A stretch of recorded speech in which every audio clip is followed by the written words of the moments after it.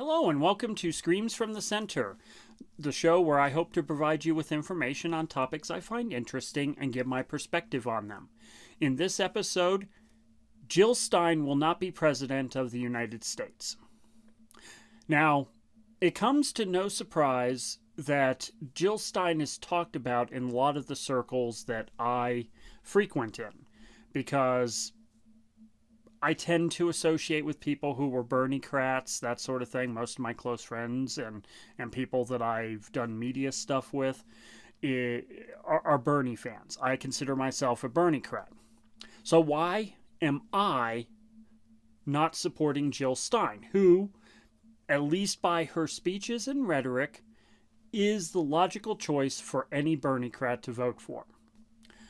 Well, first off, a lot of the people that I know that are supporters of Jill Stein buy into the 30 years and $100 million of anti-Clinton propaganda that's been put out.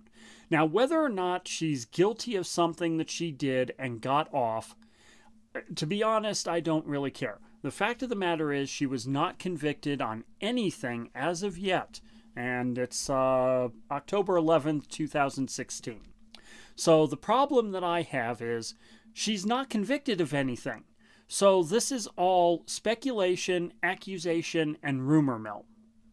And I don't generally subscribe to any of those things.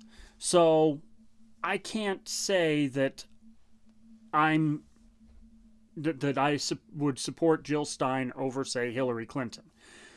Now, I don't plan on voting for Hillary Clinton. There's a special set of circumstances that would get me to do that, but I don't have any plan to vote for Hillary Clinton. I'm not a supporter of Hillary Clinton. My reason, and I'll digress with why dealing with Hillary Clinton. The reason that I don't support Hillary Clinton is not because I think she's guilty of any of those scandals, but we have 30 years and $100 million invested in taking down the Clintons. That's baggage. It's plain and simple. You can't deny that it's baggage.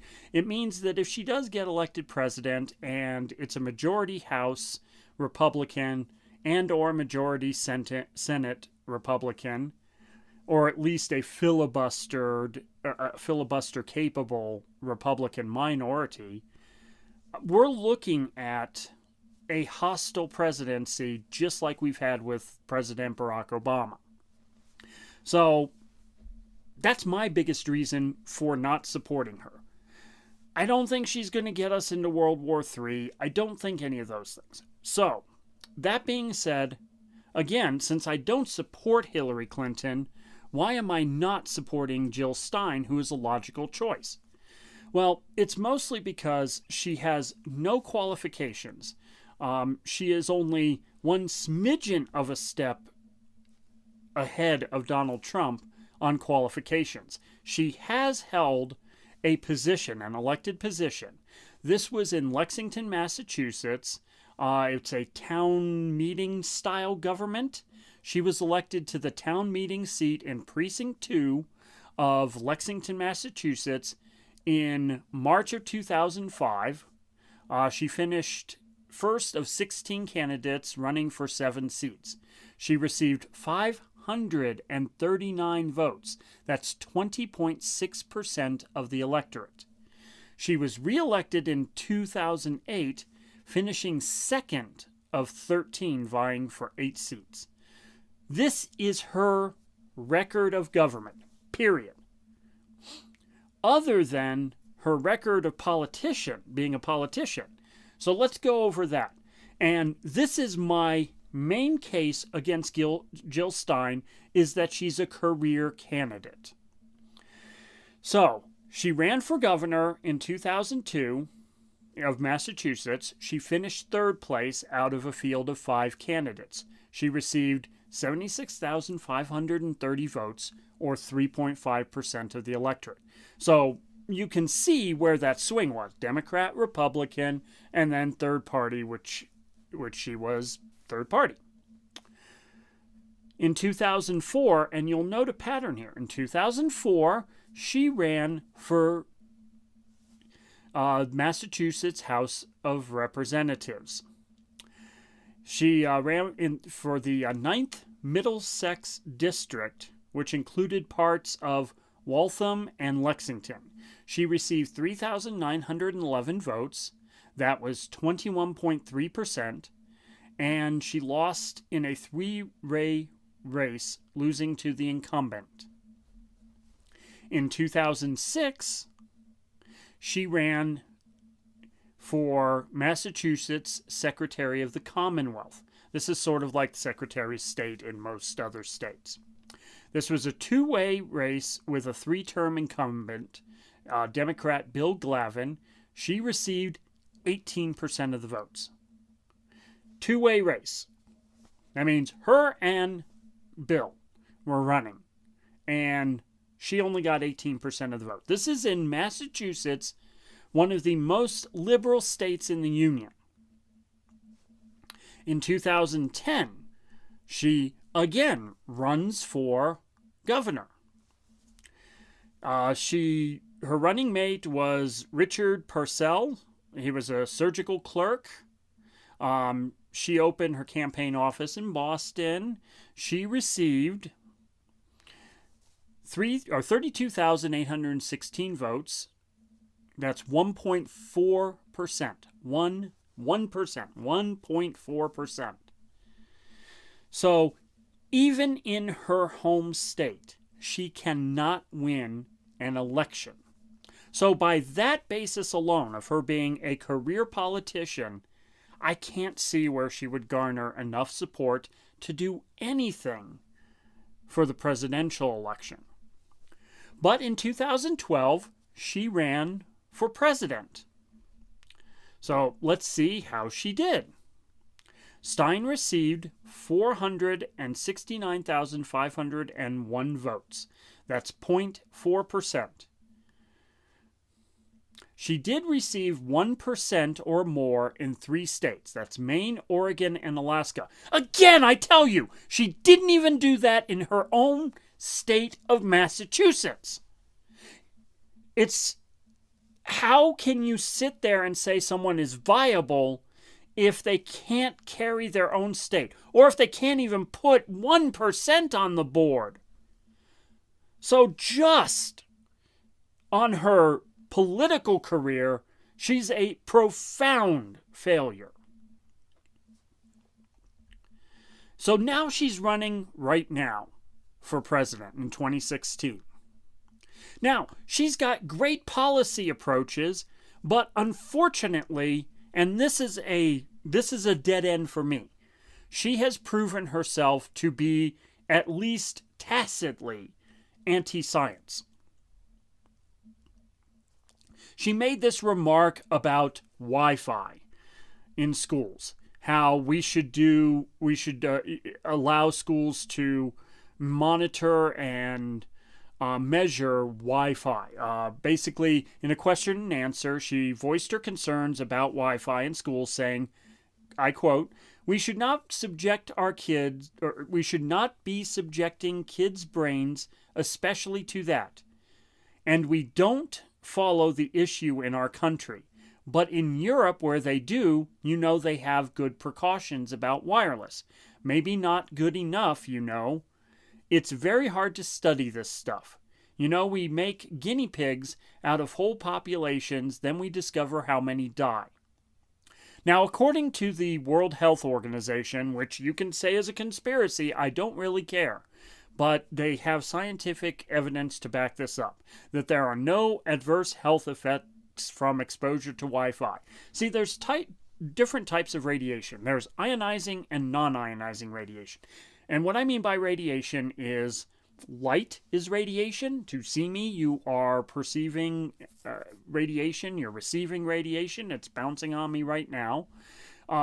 Sound is a type of radiation. Radio signals are radiation. It's in the word radio. R-A-D. Now, and then of course you get into more harmful rays like X-rays, gamma rays, those kinds of things. So what's the difference? Well, ionizing radiation tends to be the type that will penetrate, and it also tends to be the type that can loosen bonds between atoms that are in cells. So they can cause mutations because they're energized, and it can make the cell run rampant.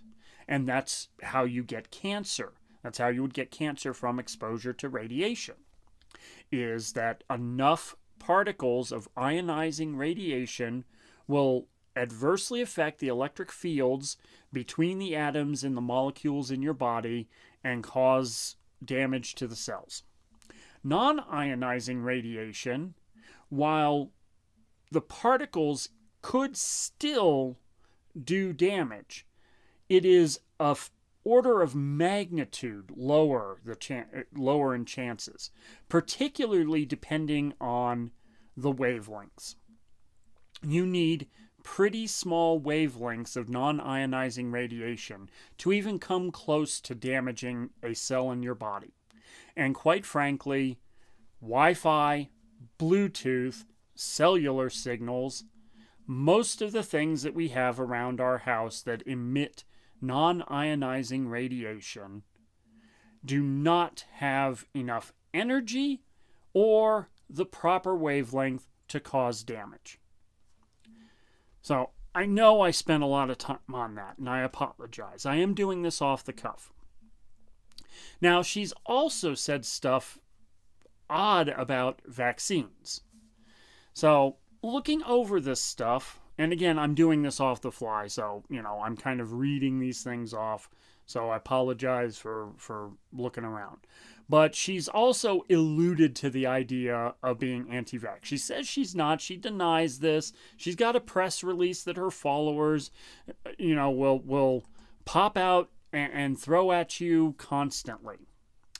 But let's go over this. In an interview, and I'm sourcing this from Wikipedia, so if there's a correction to be made, please let me know in the comments below. In an interview in the Washington Post, Stein stated that vaccines have been absolutely critical in ridding us of the scourge of many diseases, and said that there were concerns among physicians about the vaccination schedule met the toxic substances like mercury. Mercury exists in a chemical called thermosol, or something along that. I can't speak. But mercury used to exist. It hasn't been in vaccines since the early 2000s. It was banned. So, right off the bat, she's not being informed. And this is Dr. Jill Stein. She says that there are questions that needed to be addressed. But what I'm boiling this down to is essentially she doesn't trust the FDA because of the revolving door, and she's got a little bit of reason to believe, to believe that way. I'm not entirely trusting of the FDA, but not in the fact that they would cover up something.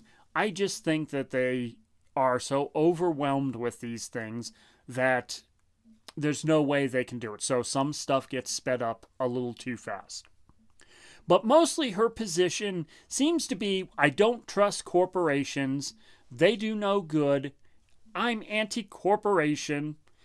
So therefore, since corporations make vaccines, I have concerns about it. So any of these anti-science issues can be boiled down essentially not necessarily to Jill being anti-science, but to Jill being anti-corporate. Because we move on to GMOs. She's against GMOs, or she's at least for GMO labeling, which we know is a scare tactic from anti-corporate regressive liberals who are afraid of GMOs. So, without getting too detailed like the Wi-Fi thing, which I apologize for getting too thick into that, essentially, GMOs, we have to sit here and decide if GMOs are food. If a GMO corn is corn, then it's corn. If you think it's something else because it's GMO, then okay, recategorize it, call it something else. But the exact thing, it's exactly corn. It's modified just like regular organic corn, just the process of changing it of genetically manipulating it is different. Rather than crossbreeding and taking plants with the favorable status and continue doing that, they do that in a laboratory setting rather than through hybridization. So it's the same thing. And of course, there's a scientific consensus from a lot of different sources that are not all paid off by any industry or corporation that have found no signs of danger to human health in preserving this.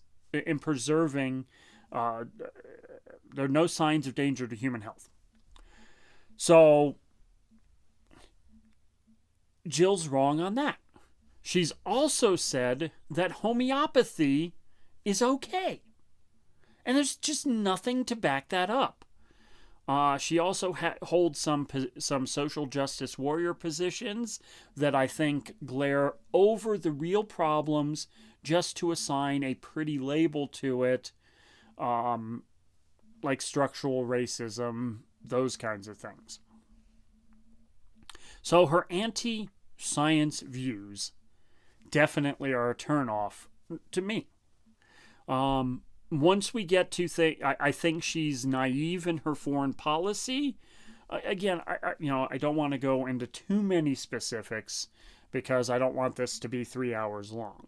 But her energy and environment policy, sure, I like those. I like her electoral reforms, though I would prefer the Ralph Nader version of electoral reform, having things like runoff voting, tiered voting, things like that. So that brings us to elections. The other problem I have is we have an electoral college. Basically, we don't run a national presidential campaign. We run 50 national presidential campaigns. Basically, each state votes for president. Whatever person gets the majority in most states wins all the electoral votes. There are some exceptions. So, if you win 50% plus one vote, you get the entire state's electoral college delegates. In most states. There are a few that do kind of a tiered thing where they split it up.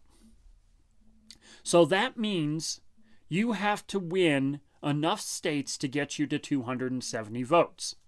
Now, pretty much if you cut it down the middle, that's pretty close to it. It's like half of the states are like 269.5 or something like that. So in order to get to that 270, basically the system was designed by the founders mostly in mind of the idea of either one or two candidates being widely popular and the others never getting anywhere, which essentially is a two-party system. Now, they didn't envision parties. What they thought was that one or two candidates would come out with policy ideas clearly above and popular enough in America that everybody would overwhelmingly vote for them, and getting the required electoral votes would be easier. In the early days, we did have a lot of third-party candidates that actually put numbers on the board. And yes, we only had no parties for a few elections. Washington, for instance, ran against, I believe, 4 or 5 people. He didn't win unanimously. He got the most electoral votes, and then John Adams was number 2, which is why he was vice president, because at the time, the second place winner became the vice president. That created problems, and they did away with that very quickly. So that in mind, when you add a third person into the mix and actually give them a considerate number of electoral votes, then it frills up the system. If there's 3 candidates that have a very good chance of getting elected, your chances of getting any one of those candidates to 270 is virtually impossible. And that's just adding one credible mainstream candidate to two other credible mainstream candidates. Basically, if we had a three-party system, there would be a lot of ties. And here's the problem with ties, especially in this election. You have Hillary Clinton, Democrat, and you have Donald Trump, Republican. And you have Gary Johnson, Libertarian, and Jill Stein, Green Party. Let's say Jill Stein took away a third of the vote in the states. Chances are, a third of the electoral votes. We'll say a third of the electoral votes. Chances are nobody will come out with the 270. Now, I know there are some ways of doing it to where she would get a significant number of electoral votes and there would be a clear winner. But it's rare. Now, if that were to happen, the general thing, if a third-party candidate was actually viable, then that would be left to the House of Representatives. This House of Representatives, not the one we're electing in November, but the one that currently sits.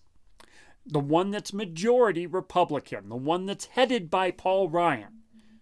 Now, he may not like Donald Trump all that much, but do you think he's going to put Jill Stein in office? Do you think he's going to put Hillary Clinton in office?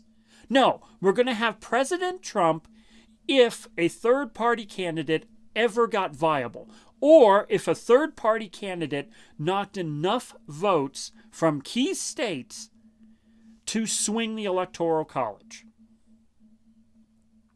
So I see her and Gary Johnson as direct threats to the idea of getting a candidate in by the will of the people. I know it's harsh, but that's the reality. Now, I have a lot of Jill supporters post on Facebook and tell me, oh, well, if Bernie Sanders supporters, like myself, voted for Jill Stein, and if Jill Stein took a good portion of independents, then she'd get the 270. And if you run the math, that's possible. However, the problem exists with the fact that you pretty much need all of the independents, and you pretty much need all of the Sanders supporters, because the Sanders supporters would be her base, much like the Democratic Party is Hillary Clinton's base, or the Republican Party is Donald Trump's base. They get their base. It's around 20% or so, depending on the party. And then the rest is pooled from the middle, from the unaffiliated voters. But the majority of unaffiliated voters tend to vote one party or the other because they support those parties in the general sense, but they don't declare being a part of those parties. So Jill Stein has to convince Democratic-leaning independents and Democratic-leaning or Republican-leaning independents to vote for her, as well as get nearly 100% or as close to 100% as possible of Bernie Sanders supporters. This is something that is, to say improbable at best, impossible more likely. So, on all of those bases, supporting, putting on Facebook, and even turning around and voting for Jill Stein is reckless. Now, I will add a caveat to this. I think it's perfectly fine to vote for Jill Stein or Gary Johnson, provided you live in a deeply red or deeply blue state, so that your vote doesn't screw it up and give us Donald Trump. Because I, for one, want Donald Trump to be as far away from the White House as humanly possible. And a flawed, horrible candidate like Hillary Clinton, with all of her baggage and all of the apparent scandals, is preferable to Donald Trump. So by all means, vote your conscience, ignore me all you want, But you have to not throw your vote away or toss the vote to Donald Trump if you live in a battleground state or a close state by voting for Jill Stein because you think she's principled. She's not. She's a career politician. She runs for office, and there's even rumor that she is building up her war chest with this presidential run to challenge Elizabeth Warren. Now, I know all of the people who supported Bernie Sanders, all of those people tend to like Elizabeth Warren. Now, if you want to see the possibility of Jill Stein knocking Elizabeth Warren out of the Senate, I don't mean win, because I told you the numbers. She's not going to win in her home state. She's never won a significant office in her home state. Not even close. In a two-man race, she lost by over 80%. But if she takes enough progressives' votes away, some dickhead Republican in Massachusetts is going to walk into Elizabeth Warren's Senate seat. And now you've got a situation with that where you don't have what I call the new lion of the Senate, Elizabeth Warren. No deference to Bernie Sanders, but I think that Elizabeth Warren is the heir to Ted Kennedy. You'd have no Elizabeth Warren, and you'd have one less seat held by someone at least closer to the progressive end than the Republican that would end up getting elected. Now, Massachusetts is a highly liberal state, but there have been occasions they elected Mitt Romney and they elected Scott Brown. So it happens. She's just a threat to the idea of at least someone nominally, if not fully progressive. So this whole package is why Jill Stein will not be president of the United States. And it's also my plea for you to get off of the wagon and not support this woman. She is not the kind of candidate that you think she is. So I implore you to think carefully and critically about this election. There are big stakes that are here. There's at least one Supreme Court seat that's got to be filled. And there could be between one and three more Supreme Court seats to fill in this term. So we could have between 1 and 4 Supreme Court seats. What happens under a Trump presidency if Justice Ginsburg dies or resigns? We're not going to get a progressive. You're not going to get a Ginsburg out of Donald Trump. And you're as flawed as President Obama was, Kagan and Sotomayor have turned out to be excellent justices. They're in the mold of Ginsburg, even if they aren't as far as Ginsburg. And there's no reason to believe that Hillary Clinton would not put in justices at least like Kagan and Sotomayor. So that alone, that one, I'm almost a one-issue voter this election. The Supreme Court means everything. And we have to sit here and think about this before we act. So that's all I've got. That's my plea. Thank you for joining me in this episode of Screams from the Center. Please leave comments below on how I can improve. Please subscribe, like, and share this video. My blog is at screamsfromthecenter.wordpress.com. I'm on Twitter at ScreamsFTCenter. And on Facebook, Screams from the Center. Thank you, and have a good day.